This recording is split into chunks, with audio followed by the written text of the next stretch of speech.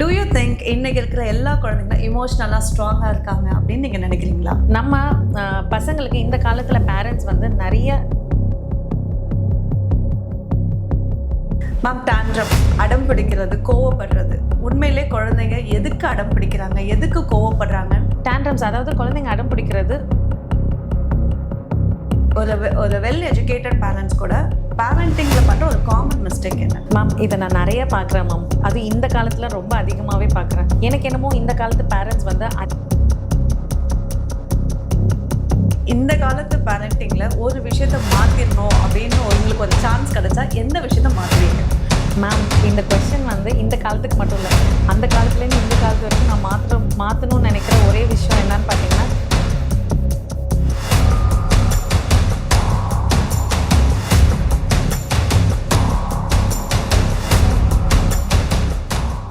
குழந்தைங்கள வளர்க்குறதுல ரொம்ப முக்கியமான ஒரு 3 ரோல் இருக்காங்க. ஸோ ஃபர்ஸ்ட் அப்படின்னு பார்த்தீங்கன்னா பேரண்ட்ஸ், செகண்ட் ஸ்கூல் அதாவது டீச்சர்ஸ், தேர்ட் வந்து பார்த்தீங்கன்னா பீடியாட்ரிஷியன்.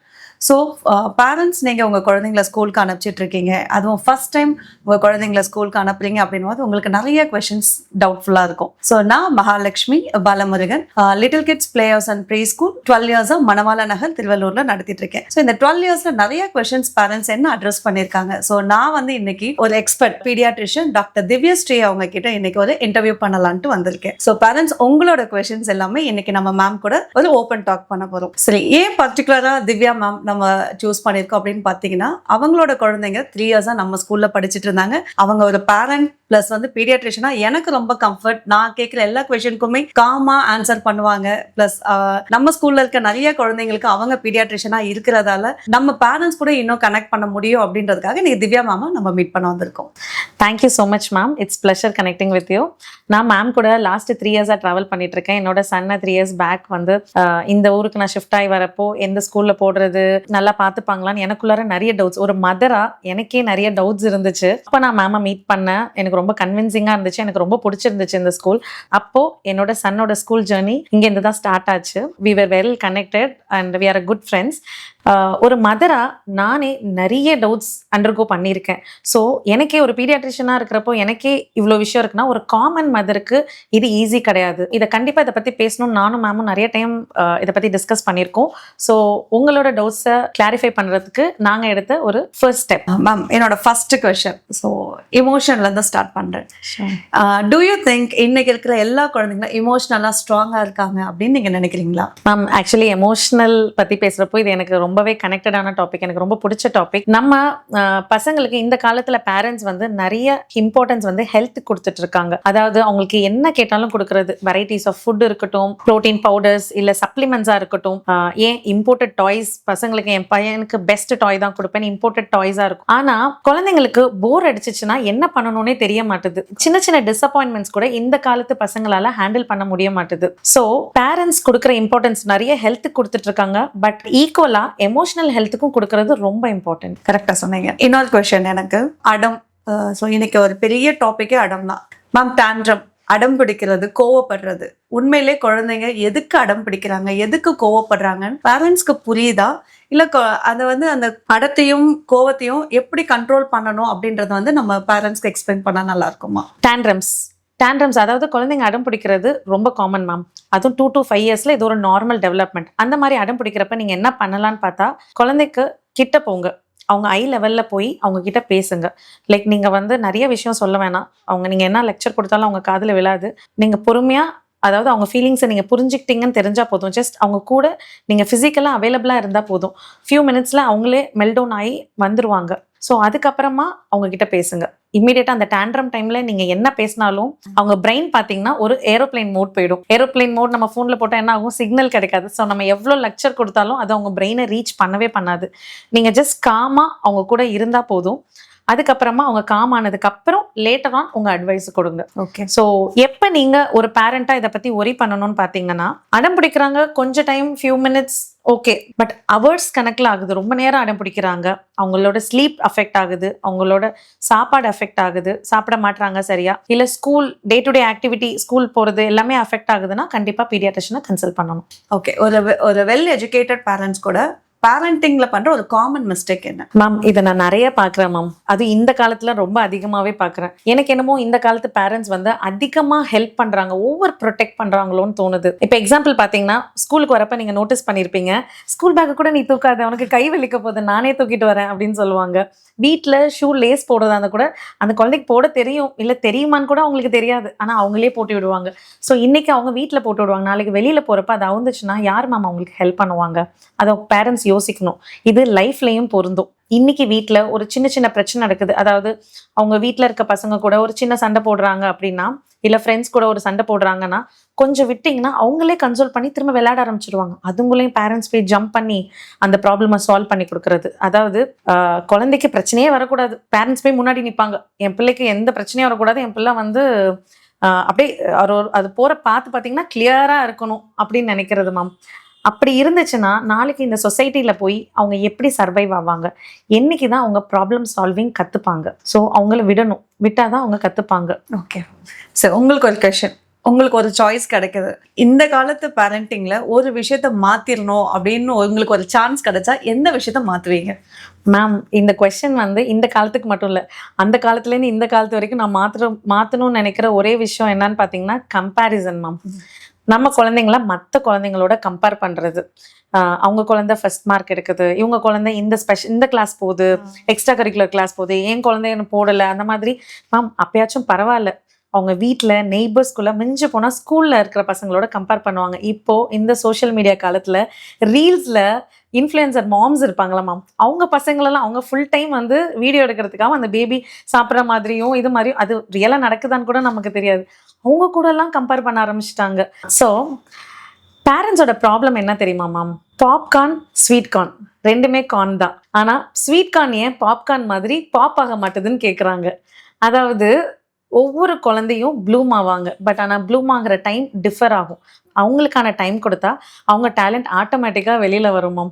எல்லாமே அட் அ டைம் எல்லார மாதிரியும் நடக்கணும்னு எதிர்பார்க்கக்கூடாது. ஓகே, நாங்கள் ஒரு எஜுகேஷனிஸ்டாக இதை வந்து ஒரு கார்டனில் இருக்க ஒவ்வொரு பூவும் ஒரு டைமில் பூக்கும்னு சொல்லுவோம். ஒரு பீடியாட்ரிஷனாக நீங்கள் கார்ன் வச்சு சொல்லியிருக்கீங்க. மேக்ஸிமம் எல்லா பேரண்ட்ஸ்க்கும் இதை விட ஈஸியாக சொல்ல முடியாது. ரொம்ப அடம் பிடிக்கிறாங்களே குழந்தைங்க, அப்போ பேரண்ட்ஸ் வந்து எந்த வார்த்தைகள்லாம் அவங்க கிட்ட பேசக்கூடாது? ஓகே மேம், இது ரொம்பவே முக்கியம் மேம். ஒரு குழந்தை ரொம்ப அடம் பிடிச்சிட்டு இருக்கப்போ அவங்ககிட்ட போய் நீ ரொம்ப பேடு, இப்படியெல்லாம் அடம் பிடிக்கிற பேட் பாய் தான் இப்படி அடம் பிடிப்பாங்க, நீ அழுதா எனக்கு பிடிக்காது, அழுவக்கூடாது, நீ அழுதேன்னா உன்னை நான் விட்டுட்டு போயிடுவேன், இந்த மாதிரி கண்டிப்பாக சொல்லக்கூடாது. ஏன்னா நீங்கள் சொல்கிறது வேணால் இமீடியட்டாக அவங்கள ஸ்டாப் பண்ணுறதுக்கு ட்ரை பண்ணலாம், ஐயோ அம்மா நம்மளை விட்டு போயிடுவாங்களோ, இமீடியட்டாக அவங்க ஸ்டாப் பண்ணுவாங்க. பட் லாங் டேர்மில் அவங்களோட கான்ஃபிடென்ஸ் டேமேஜ் ஆகும். ஸோ அடம் பிடிக்கிறப்ப அவங்களுக்கு தேவை காம்னஸ் தான். காமாக அவங்க பக்கத்தில் இருங்க, நான் இங்கே தான் இருக்கேன், எனக்கு புரியுது நீ அப்செட்டாக இருக்கேன்னு. நம்ம எது பேசுகிறதா இருந்தாலும் நம்ம காம் ஆனதுக்கப்புறம் பேசலாம், அவ்வளோதான். வேறு எதுவுமே பேசக்கூடாது மேம். அவங்க மெல்ட் டவுன் டைம் கொஞ்சம் நேரம் தான் இருக்கும். இப்போ ஒரு 15 மினிட்ஸ் ஒரு குழந்தை அழுதுட்டு இருக்காங்கன்னா இதை ப்ராக்டிஸ் பண்ணி பாருங்க.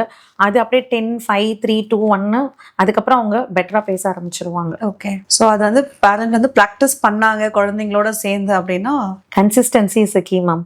அவங்க என்ன பண்ணாலும் எல்லா டைமும் ஒரே மாதிரி அதை ஃபாலோ பண்ணாதான் குழந்தைக்கு புரியும். ஓகே நம்ம அடம் பிடிச்சா அம்மா நம்ம கூட தான் இருக்காங்க அப்படின்னு தெரிஞ்சோடனே அவங்க கொஞ்ச நேரத்தில் அடத்தை குறைச்சிட்டு அதுக்கப்புறம் பேசினா புரிஞ்சுப்பாங்க. நெக்ஸ்ட் டைம் என்ன பண்ணணும்னு சொல்லி கொடுங்க. உனக்கு கோவம் வந்துச்சுன்னா என்ன பண்ணணும்னு சொல்லி கொடுத்தீங்கன்னா அதை அவங்க ஃபாலோ பண்ண ஆரம்பிச்சிருவாங்க. அகெயின் அந்த டாண்ட்ரம்கே வர ப்ரீ ஸ்கூல் போகிறதால அந்த குழந்தைங்களை, ப்ரீ ஸ்கூல் இல்லை ஜென்ரலாகவே குழந்தைங்க ஸ்கூலுக்கு போகும்போது அந்த டாண்ட்ரம் குறையுமா? Definitely yes ma'am. அதுவும் ப்ரீ ஸ்கூல் ஏர்லி ஸ்டேஜஸில் நம்ம ஸ்கூலில் சேர்க்குறப்போ அவங்க டாண்ட்ரம்ஸ் குறையும். ஏன்னு கேட்குறீங்களா? வீட்டில் இப்போ சிங்கிள் சைல்டாக இருக்காங்கன்னு வச்சுக்கோங்க, அவங்க தான் ராஜா, அவங்க வச்சது தான் சட்டம், ராஜா ஆர் ராணி. ஸோ அவங்க வச்சது தான் சட்டம், கேட்டதெல்லாம் கிடைச்சிடும் எல்லாம். ஆனால் ஸ்கூலுக்கு போனால் அங்கே கிளாஸில் 20 ராஜா இருப்பாங்க. ஸோ அவங்களுக்கு வேற வழியே இல்லை, டேர்ன்ஸ் கற்றுக்கணும், வெயிட் பண்ண கற்றுக்கணும், ஷேரிங் கற்றுக்கணும். ஸோ நேச்சுரலாகவே இந்த ஸ்கில்ஸ் ஆட்டோமேட்டிக்காக அவங்க டெவலப் பண்ண ஆரம்பிச்சிருவாங்க. நமக்கே ஆச்சரியமாக இருக்கும், நம்ம வீட்டில் இருந்த பையனா இங்கே இவ்வளோ டிஃப்ரெண்ட்டாக இருக்கான்றத பேரண்ட்ஸே பார்த்து ஆச்சரியப்படுவாங்க. இது உங்கள் கண்ணு முன்னாடி நடக்கிற ஒரு பிக் எக்ஸாம்பிளாக இருக்கும். ஓகே மேம், இன்னைக்கு பிக்கஸ்ட் ப்ராப்ளம் இன் பேரண்டிங் அப்படின்னும் போது இந்த ஸ்க்ரீன் டைம். எனக்கு வேலை இருக்குன்றதுக்காக நான் ஸ்க்ரீன் டைம் கொடுத்தாச்சு, இப்போ என்னால் அவாய்ட் பண்ணவும் முடியல. உண்மையிலே இந்த ஸ்க்ரீன் டைம் வந்து ஸ்பீச் டிலேக்கு அவங்களோட குழந்தைங்களோட ஸ்பீச் டிலே வந்து ரொம்ப அஃபெக்ட் ஆகுதா? Definitely yes ma'am. இந்த காலத்தில் பார்த்தீங்கன்னா நிறைய பேருக்கு ஸ்பீச் டிலே இருக்குது. உங்களுக்கு ஈஸியாக கனெக்ட் ஆகிற மாதிரி சொல்லணும்னா கோமாளி மூவி பார்த்துருப்பீங்க. அதில் வந்து ஒரு சீன் வந்திருக்கும், உங்கள் பையன் வந்து ஸ்க்ரீன் பார்த்து யார்ட்டையுமே பேச மாட்டான். ஒன்ஸ் அந்த ஸ்க்ரீன் கட் பண்ணதுக்கப்புறம் தான் பேசுவாங்க. என்ன காரணம்னு பார்த்தீங்கன்னா ஸ்க்ரீன் டைமில் இருக்க பசங்களுக்கு ஸ்க்ரீன் தான் அவங்க கிட்ட பேசும், ஆனால் பசங்க அதை கேட்க மட்டும்தான் செய்கிறாங்க, திரும்ப பேசலை. ஸோ அது என்றைக்குமே ஹியூமன் பீயிங்ஸை ரீப்ளேஸ் பண்ண முடியாது.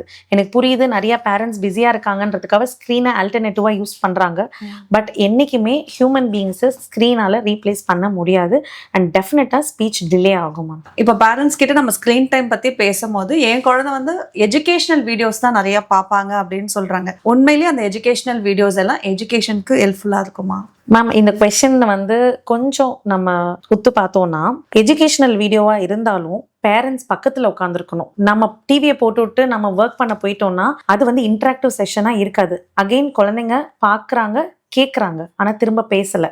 ஸோ பேரண்ட்ஸ் வந்து அந்த வீடியோ காட்டுற மாதிரி இருந்தால் கூட நீங்கள் என்ன நடந்துச்சு அந்த வீடியோவில் நீங்கள் பாஸ் பண்ணி டிஸ்கஸ் பண்ணலாம். இல்லை அந்த வீடியோ முடிஞ்சதுக்கப்புறம் இதில் நீ என்ன பார்த்த, என்ன கற்றுக்கிட்ட அப்படிங்கிறத பேசலாம். அதாவது மிஸ் ரேச்சல் சீரீஸ் பார்த்துருப்பீங்க எல்லாரும். ஸோ மிஸ் ரேச்சலோட வாய்ஸை விட பேரண்ட்ஸோட வாய்ஸ்க்கு பவர் ஜாஸ்தி உண்டு. ஸோ நீங்கள் அதை இன்ட்ராக்டிவாக மாற்றினா அது யூஸ்ஃபுல்லாக இருக்கும், இல்லாட்டி அதில் எந்த யூஸும் இல்லை. ஸோ அப்போ கார்ட்டூனாக இருந்தாலும் கூட இருக்கணும்னு சொல்கிறீங்க? கண்டிப்பாக மேம். அதில் என்ன நடக்குதுன்றதை இன்ட்ராக்ட் பண்ணும். தே ஆர் டூயிங் திஸ், இதை ஹெல்ப் பண்ணுறாங்க, இதுலேருந்து இவங்க எஸ்கேப் ஆயிருக்காங்கன்றதை நம்ம ரன்னிங் கமெண்ட்ரி கூட உட்காந்து பேசணும். அப்போ தான் பசங்களால் ஈஸியாக அதை கூட கனெக்ட் பண்ண முடியும். அண்ட் வெக்காபுலரிஸ் டெவலப் பண்ணுவாங்க. நீங்கள் இங்கிலீஷ் கற்றுக் கொடுக்கணும்னு நினைக்கிறீங்கன்னா அதே இங்கிலீஷில் சொன்னீங்க. ஏன்னா நிறைய வீடியோவில் வர இங்கிலீஷ் அவங்களுக்கு புரியாது அண்ட் அவங்க கேட்க கூட மாட்டாங்க. சோ நீங்க உட்கார்ந்து அதே மாதிரி இங்கிலீஷ்ல பேசுனீங்கன்னா உங்களுக்கு வெக்காபுலரி இன்க்ரீஸ் ஆகும். சோ அதை எப்படி எஜுகேஷனலா மாத்துறீங்கன்றது பேரண்ட்ஸ் கையில தான் இருக்கு. And another question, which is worse for children, unlimited cartoon or unlimited YouTube shorts? Ma'am 100% யோசிக்காம சொல்லணும், யூடியூப் ஷார்ட்ஸ் மேம். உங்களுக்கு தெரியும், யூடியூப் ஷார்ட்ஸ் பார்த்தீங்கன்னா செகண்ட்ஸ்ல வரும், ஃபியூ செகண்ட்ஸ் தான் இருக்கும். அண்ட் பசங்களால ஈஸியாக ஸ்க்ரால் பண்ண முடியுது. Next next next next. இது ரொம்பவே டேஞ்சரஸ். ஏன்னு பார்த்தீங்கன்னா அவங்களோட அட்டென்ஷன் ஸ்பேன் ரொம்ப கம்மியாகும். இது வந்து பிரெயினை என்டர்டெயின் பண்ணி வச்சுட்டே இருக்கு. அதாவது எனக்கு அடுத்த விஷயம் இன்னும் ஃபியூ செகண்ட்ஸ்ல எனக்கு இன்னொரு எக்ஸைட்மெண்ட் இருக்கு, இது எனக்கு போர் அடிக்குதா, நான் இன்னொரு வீடியோக்கு போவேன். அப்போ வந்து அது பிரெயினுக்கு ரொம்பவே டேஞ்சரஸ் மேம். நிறைய பேரண்ட்ஸ் நான் பார்த்துருக்கேன், குழந்தை கையில போனை கொடுத்துட்டு போயிடுவாங்க. இல்லை ஒரு டிராவல் பண்றாங்கன்னா அந்த குழந்தை கண்டினியூஸாக ஸ்க்ரால் பண்ணிட்டே இருக்கும். கேட்டால் 30 minutes ஸ்க்ரீன் டைம் அலோடுன்னு டாக்டர் சொன்னாங்க, 2 hours அலோடு சொன்னாங்க. நான் அது மட்டும் தான். ஆனால் அந்த டைமில் கூட நீங்கள் என்ன காட்டுறீங்கன்றது ரொம்ப இம்பார்ட்டன்ட். ஒரே ஒரு வீடியோ ஃபிக்ஸடாக 30 minutes குழந்தை வந்து அதை ஆப்ரேட் பண்ணக்கூடாது. இது மட்டும்தான் இந்த 20 minutes வீடியோ நான் காட்டுறேன், இதோட நீ க்ளோஸ் பண்ணி கொடுத்துடணும் ஃபோனை. அந்த மாதிரி சில ஸ்க்ரீன் டைம் டிசிப்ளின்னு இருக்கு மேம். அதை ஃபாலோ பண்ணினா அவங்களுக்கு ப்ராப்ளம் இல்லை. But shorts definitely 100% biggest problem ma'am. Okay. So இந்த மாதிரி ஸ்க்ரீன் டைம் அந்த மாதிரி ஷார்ட்ஸ் யூஸ் பண்ணுற குழந்தைங்களுக்கு அவங்க ரியல் லைஃப் ரொம்பவே போர் அடிக்க ஆரம்பிச்சிடும். கிளாஸில் கவனிக்க மாட்டாங்க, அட்டென்ஷன் ஸ்பேன் குறைஞ்சிடும். ஏன் ரியல் டாய்ஸ் கூட அவங்களுக்கு போர் அடிக்க ஆரம்பிச்சிடும். ஓகே. ஸோ இதை ஃபாலோ பண்ணி அடுத்த ஒரு கொஷின், இதை எப்படி வந்து பேரண்ட்ஸ் வந்து இப்போ ஸ்டாப் பண்ணிடலாம், லைக் நாங்களே ஃபிக்ஸ் பண்ணுவோம் 15 minutes இன்னைக்கு பார்க்கலாம், க்ளோஸ் பண்ணலாம் அப்படின்ட்டு. இப்போ எங்களால் அதை கன்சிஸ்டண்ட்டாக ஃபாலோ பண்ண முடியல, ஒரு சின்ன ஃபைட் நடக்கும் கண்டிப்பாக வீட்டில். அதை எப்படி குழந்தைக்கு வந்து ஃபைட் இல்லாமல் அதை எப்படி நம்ம ரெடியூஸ் பண்ணலாம்? ஓகே மேம், நான் அதை ஸ்க்ரீன் பற்றி பேசுகிறப்ப எனக்கு புரியுது, யாராலையும் 0 ஸ்க்ரீன் பண்ண முடியாது, 100% பண்ண முடியாதுன்னு புரியுது. பட் நீங்கள் காட்டணும்னு நினச்சிங்கன்னா ஸ்க்ரீன் டிசிப்ளின், ஆல்ரெடி சொன்ன மாதிரி ஒரு ஸ்க்ரீன் டிசிப்ளின் ஃபாலோ பண்ணுங்கள். அதாவது டெய்லி பார்க்குறீங்கன்னா நான் 6 o'clock to 6:30 இந்த டைம் மட்டும்தான் ஸ்க்ரீன் காட்டுவேன். அதாவது 2 hours பிஃபோர் ஸ்லீப் டைம். ஸ்லீப்க்கு 2 ஹவர்ஸ்க்கு முன்னாடியே முடிஞ்சிருக்கணும் ஸ்க்ரீன். ஃபிக்ஸட் டைம் மட்டும்தான் இருக்கணும். ரேண்டம் வீடியோஸ் பார்க்கக்கூடாது. ஃபிக்ஸடாக ஒரு ஸ்க்ரீன் பெட்டர். ஃபோனில் காட்டுறதை விட ஒரு டிவியில் காட்டுறீங்கன்னா பெட்டர். ஏன்னா அவங்க கையில் ரிமோட் ஆப்ரேஷன் கொடுக்கக்கூடாது. இந்த வீடியோ தான் வரும். அது ஓவர் ஸ்டிமுலேட்டிங்காகவும் இருக்கக்கூடாது. ரொம்ப ஸ்லோ டவுனாக போனால் கூட பரவாயில்ல. ஸோ எதையும் வீடியோ அது எஜுகேஷனல் வீடியோவாக இருந்தாலும் பரவாயில்ல, பட் நீங்கள் ஃபிசிக்கலாக கூட அவைலபிளாக இருக்கணும். ஸ்க்ரீனை கட் பண்ண போகிறீங்க, ஸ்டாப் பண்ண போகிறீங்கன்னா ப்ரையராக கிட்ஸ் கிட்ட அதை ப்ரிப்பேர் பண்ணும். இன்னும் 5 minutes தான் இருக்குது, அதுங்களே ஸ்க்ரீன் ஆஃப் ஆகிடும் அப்படின்னு சொல்லிடுங்க. அதுக்கப்புறம் அவங்க எவ்வளோ அழுதாலும் திரும்ப ஸ்க்ரீன் ஆன் பண்ணக்கூடாது. ஸோ இந்த மாதிரி ஒரு பேட்டர்னை அவங்களுக்கு ஃபிக்ஸ் பண்ணிட்டா அவங்களுக்கு புரிஞ்சிடும். ஸோ டெய்லி இந்த டைமுக்கு மட்டும்தான் எனக்கு ஸ்க்ரீன் கிடைக்கும், இந்த வீடியோ மட்டும்தான் கிடைக்கும், இதுக்கப்புறம் நான் எவ்வளோ அழுதாலும் எனக்கு ஸ்க்ரீன் கிடைக்காதுன்னா அந்த டேண்ட்ரம்ஸ் அவங்களுக்கு ஆட்டோமேட்டிக்காக அதில் குறைஞ்சிரும். ஸோ அவங்க ஒரு டிசிப்ளின் கிரியேட் பண்ண ஆரம்பிச்சிருவாங்க. ஸ்க்ரீன் டைம் ரெகுலேட் பண்ணுறதை விட இன்னொரு முக்கியமான விஷயம் என்ன பார்த்தீங்கன்னா, ஸ்க்ரீன் கட் பண்ண போகிறீங்க. ஸோ நெக்ஸ்ட் என்ன பண்ணணும்னு குழந்தைங்க, ஏன்னா அவங்களுக்கு அடுத்தது என்ன பண்ண போகிறோன்னு தெரியாதனால தான் குழந்தைங்க அக்ரெசிவாக ஆகுறாங்க. ஸோ நம்ம கார்டனிங் ஆக்டிவிட்டி பண்ணலாம், வீட்டில் சின்ன சின்ன ஒர்க்லாம் உங்களுக்கு கொடுங்க. நம்ம இந்த வெஜிடபிள்ஸ் எல்லாம் எடுத்து வைக்கிறது, வீட்டில் ஏதாவது கிளாத் அரேஞ்ச் பண்ணுறது, அந்த மாதிரி சின்ன சின்ன ஆக்டிவிட்டீஸ் அவங்களுக்கு கொடுத்தீங்கன்னா அவங்க வந்து ரொம்ப ஹாப்பியாக ஃபீல் பண்ணுவாங்க. ஸோ இட்ஸ் வெரி இம்பார்ட்டன்ட் அவங்களுக்கு ஆல்டர்னேட்டிவ் சொல்லி தரது. இப்போ ஸ்டாப் பண்ணிட்டு நெக்ஸ்ட் என்ன வேணும்ன்றதை நம்மளும் ப்ரிப்பேர் பண்ணிட்டோம் அப்படின்னா அவங்க இந்த ஒர்க் முடிச்சுட்டு அந்த ஒர்க்குன்னு கண்டினியூ பண்ண ஆரம்பிச்சிருவாங்க. அவ்வளோதான். அந்த ஃபைட்டு கொஞ்சம் it's all about the pattern ma'am. That's it. Okay, பண்ண முடியும் அப்படின்றதுக்காக நீ திவ்யா மேம் நம்ம மீட் பண்ண வந்திருக்கோம். எப்படி ஃப்ளோவில் அடிச்சுட்டாங்க மேம். பார்த்து சொல்லணுங்களா, இங்கே பார்த்து சொல்லணுங்களா? ஐ மீன் கேமரா பார்க்கணுமா மேம் பார்க்க? ஓகே. அண்ட் நான் வேற என்ன சொல்லணும், டேண்ட்ரம்ஸ்ங்கிறது ஓ நான் இங்கே பார்த்து கேட்கணுமா?